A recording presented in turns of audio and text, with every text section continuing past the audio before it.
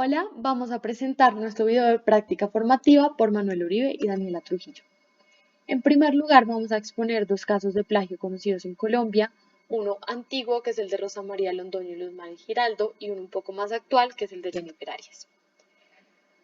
El caso antiguo. En 1996, Rosa María Londoño Escobar, estudiante de literatura de la Universidad Javeriana, presentó su trabajo de grado basado en el mundo poético de Giovanni Quesep. Este trabajo se encuentra en la biblioteca de la universidad. Sin embargo, poco meses después del grado de Rosa María, salió un artículo titulado Giovanni Quesep, el encanto de la poesía, publicado en la revista Colombo Mexicana La Casa Grande. Este artículo figuraba a nombre de Luz Mari Giraldo. Luz Mari Giraldo es una reconocida ensayista y poeta, autora de numerosas publicaciones a nivel nacional e internacional, y además había sido profesora de Rosa María en la Universidad Javeriana. Además de esto, ella ocupaba un cargo directivo en la universidad. Cuando Rosa María se dio cuenta del artículo publicado por su antigua profesora, detectó múltiples similitudes respecto a su trabajo de grado. Por esta razón decidió denunciar a su antigua profesora ante las directivas de la Javeriana, quienes en primera instancia desestimaron la denuncia.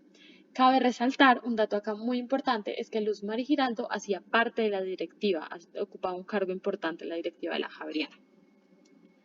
Bueno, Rosa Mari presentó su denuncia, persistió por la defensa de su trabajo, así que instauró la denuncia ante la justicia ordinaria en la Fiscalía General de la Nación, quienes sí encontraron méritos para llamar a juicio y condenar a la profesora.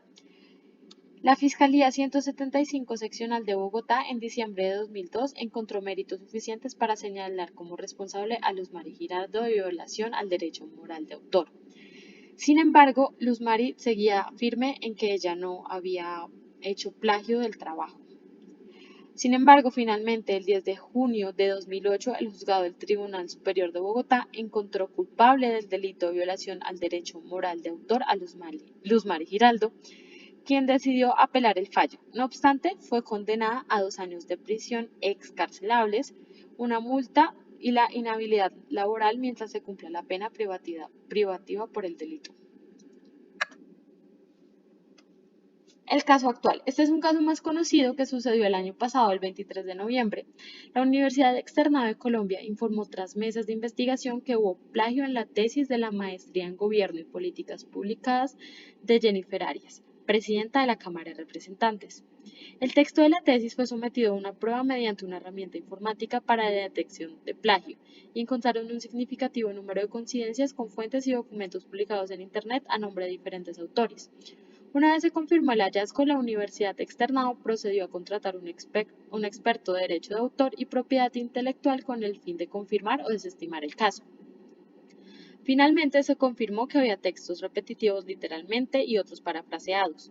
Por otro lado, se concluye que sí hay existencia de reproducción y copia infractora del derecho de autor. A pesar de las pruebas encontradas, la congresista rechazó las acusaciones de la universidad mediante redes sociales, especialmente mediante Twitter. En una de sus publicaciones cuestionaba el proceso que realizó la universidad. A pesar de las pruebas encontradas, según el artículo publicado en El Colombiano, la Procuraduría General no actuará en el caso de la tesis de la maestría. Esta decisión se debe a que ya pasaron 5 años desde la fecha de grado de la congresista y por lo tanto no tiene competencia para tomar acción disciplinaria según la ley. Reflexión. No justifico en ningún momento mis actos. Sé que cometí un error y terminé perjudicándome a mí misma y a otra persona por tomar decisiones apresuradas y no pensar antes de actuar.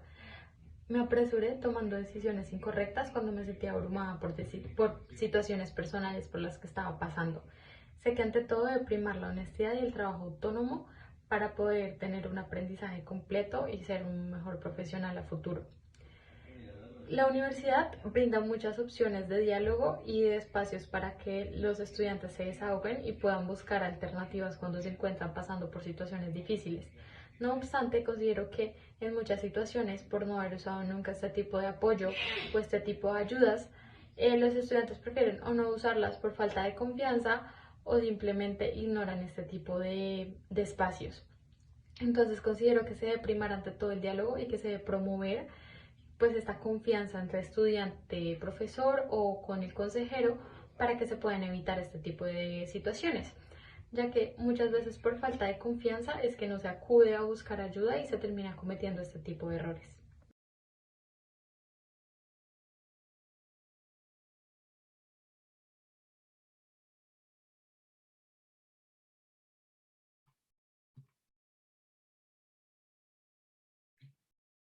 Bueno, comenzando con esa parte de que son las consecuencias del plagio. En Colombia, el plagio está tipificado en el Código Penal en el artículo 270. Como podemos ver acá arriba, en nuestro artículo 270 del Código Penal colombiano, se identifica como la violación de los derechos morales del autor. ¿Qué incurre esta pena? En cárcel de 2 a 5 años. Por adicionalmente de la cárcel, una multa entre 20 y 200 salarios mínimos legales vigentes. Ahora bien, el solo delito no suena grave, pero si se remite al hecho generador, o sea, cómo se genera, sí es mucho más complejo, que es publicar total o parcialmente sin autorización previo de quien hizo alguno de los siguientes tipos de documentos: obra literaria, artística, científica, cinematográfica, audiovisual o fonograma, un programa de ordenador o un soporte lógico. Es importante tener en cuenta que todos estos pueden ser patentados y protegidos bajo la ley para que sus derechos como autor estén regulados. Un programa de ordenador, es importante mencionarlo, o un soporte lógico, son los sistemas tanto como por ejemplo sería el programa RStudio, el programa Spider, el programa Visual Basic para Excel, esos sistemas que tienen una lógica y un propósito distinto, donde sí pueden ser patentados. Ahora bien, no solo la violación de derechos morales para el autor se encuentra en el plagio, también el artículo 271. ¿Qué nos dice el artículo 271? La vulneración de derechos patrimoniales o violación de derechos patrimoniales.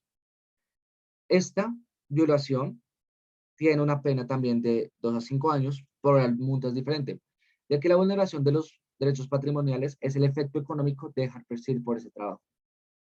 Entonces, en este caso, la multa es de 20 a 1000 salarios mínimos legales vigentes.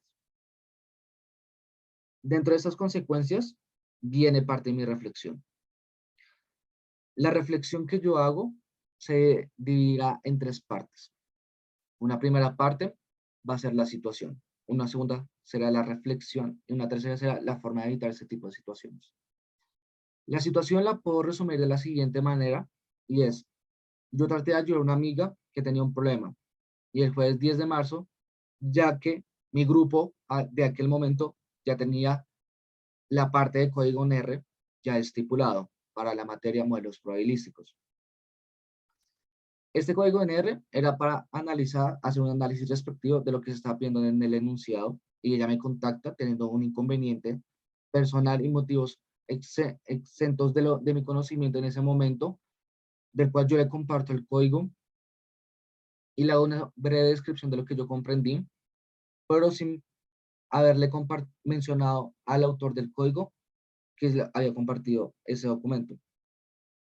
Ante esto, pues el lunes 14 de marzo tuvimos una presentación de este proyecto, y al día siguiente se me comparte la información que se hizo un fraude en el cual la persona copió todo el documento y cambió solo las variables, del cual es plagio, ya que pues se apropió de un código que no era suyo, no comprendió de qué análisis estaba haciendo, ni qué funciones estaba teniendo en cuenta en el programa RStudio, y esto fue a raíz de que yo traté de ayudar a esa persona en buena fe y con confianza en que ella entendería lo que se está analizando, más no copiarlo completamente.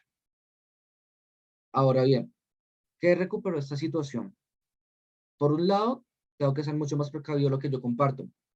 Para todas las materias en general, sea un escrito, sea un código, sea un análisis, sea un taller, cualquier actividad, tanto individual o grupal, pero a la persona que está ayudando no esté dentro de mi grupo, tengo que ser mucho más precavido. ¿Saben a quién se lo comparto? Claramente, porque no todos van a ahorrar de la misma manera, como se evidenció en este caso, ante situaciones de momentos difíciles. Tal que de esta misma manera, tengo que pensar 2 veces y preguntarme lo siguiente: si lo que yo hago es correcto, y también cuestionarme por qué la persona me está contactando por un tema puntual, como pasó en esta situación. dado que en todo el tiempo que se puede estipular para realizar la actividad, tiene que haber un motivo y en el cual tengo que ser más dudoso y pensar de una manera más crítica si lo que estoy haciendo es correcto. Ya como se evidenció, compartir un documento, no explicarlo y asumir que la persona lo hará de buena fe, no es una manera óptima de resolver una actividad como estas, en general, tanto en esta materia como en cualquier otra, en cualquier naturaleza. Con base en eso, de que mi acción no fue correcta, de que tengo que pensar bien la situación y que la palabra ayudar no es la manera apropiada de aproximar, sino tratar de acompañar a esa persona en comprender es la mejor manera, más no compartirlo pensando que estoy ayudando a esa persona. Ahora bien, formas para evitar este tipo de situaciones se me vienen a la mente dos principalmente. Una primera sería considerar formar roles básicos, como sería, por ejemplo, dar una responsabilidad a una persona. Por ejemplo, quien hace un código o hace el análisis, quien hace la presentación, quien hace un documento escrito que esté pidiendo la asignatura, quien se encarga de las reuniones más puntuales. Obviamente eso está estipulado, pero en esta cosa hay que ser más explícitos. En este ejemplo, yo quiero hacer un poco más claro y es que los roles tienen que ser muy claros, o sea, desde un principio, desde la coordinación de la materia y no tanto como los estudiantes. Dado que en ese momento muchos no se le viene a la idea cómo distribuirse de manera objetiva y clara qué actividades hacer. Por ejemplo, en este caso de un ejemplo de quien haga el código. Este va a ser el análisis, pero la idea es que si se hace una entrega y se pide un código, una presentación de un documento, una persona, por ejemplo, el del código, va a hacer el envío. ¿Con base a qué? Él comparte el análisis, alguien se encarga de hacer una presentación, alguien se encarga de hacer un documento.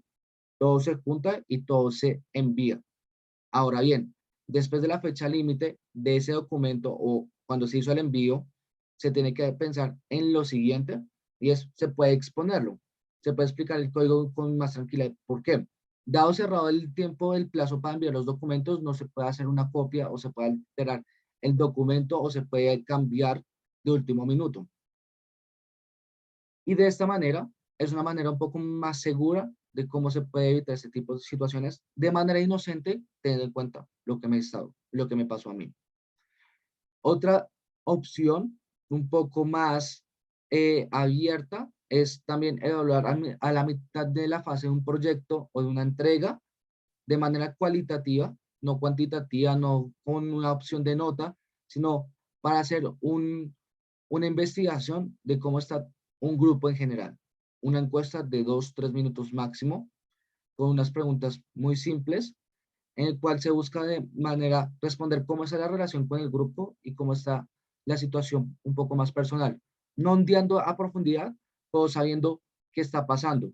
Porque esta situación se dio en un momento difícil y es claro tener presente que si se sabe que hay un grupo que está teniendo un problema y el mismo grupo lo está exponiendo, se puede llegar a una solución para que la calidad del producto que vayan a entregar o la calidad del proyecto que vayan a entregar no sea menor por, por medio al tiempo y por medio a incitar al error.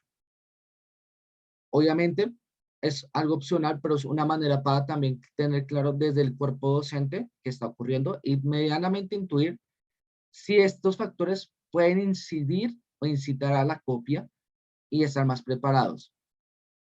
Y de esta manera genera un poco más de apoyo dentro del mismo cuerpo y desde la misma materia, sea esta o sea cualquiera, para que se pueda evitar este tipo de situaciones. Obviamente, estas dos soluciones son muy orientadas a esta materia, pero se pueden reorganizar para muchas otras de diferentes carreras y diferentes materias, como ya se mencionó. Obviamente, es muy sesgado el tema de los roles, pero es una aproximación un poco más cercana para evitar este tipo de situaciones más puntuales, en vez de una copia totalmente directa, con intención maliciosa y con incitar a que pues, si se cometió el fraude sin consecuencias de quienes son los afectados, sean directos o indirectos. Con eso presente, muchas gracias por escucharnos en nuestra presentación, donde se explicó los casos más importantes del plagio y sus consecuencias. las consecuencias ya a nivel Colombia legalmente del plagio y las reflexiones tanto de Daniela como mías. Muchas gracias.